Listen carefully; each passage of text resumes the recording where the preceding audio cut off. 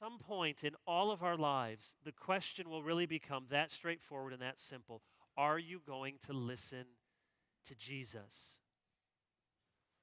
Are you going to listen to Jesus? And by that, I don't just mean the red letters in the Bible, because Jesus said he sent the Spirit then to lead the apostles into all truth. They're the Spirit-inspired messengers of Jesus. So this is Jesus speaking. He's the Word. Are you going to listen to him? Or when push comes to shove, do we say, well, I got Jesus, but I got parents. I got my friends. I got what the magazines say at the checkout in the grocery store.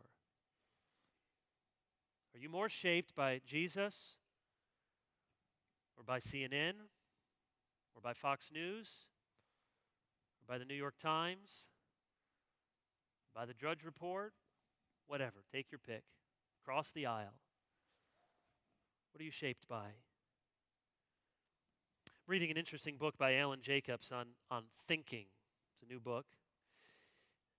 Just partway through, but it's very good. He makes the point, we often talk about people, we think for yourself, and he argues no one actually thinks for themselves. We only think with other people.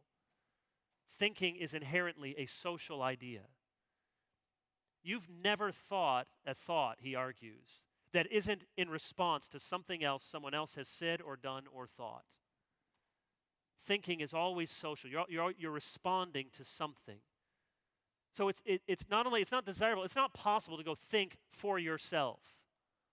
When we say you should go think for yourself, we usually mean stop thinking like those people and think like me. Think for yourself. It's not possible.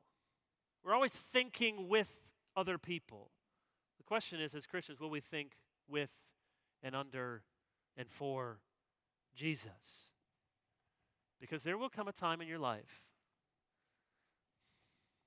maybe it's when you really want to marry a non-Christian, or you really want to get a divorce that's not biblical, where you really want to keep going on pressing home this lie that you think no one will know. When you finally want to give up a biblical idea of marriage, whatever it is, some point, and you'll have to ask yourself, am I going to listen to Jesus? They had Jesus in front of them, and they didn't believe.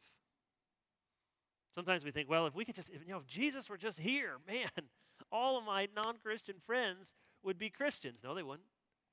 Or if Jesus were right here just telling me, I'd get it. I'd believe in a heartbeat. No, you wouldn't. They didn't there. It's a sovereign work of the Spirit. Nicodemus didn't know who to listen to. He wasn't listening to the right people. Jesus said, you're not listening to the right people if you're not listening to me. So forget about being on the right side of history. Be on the right side of God.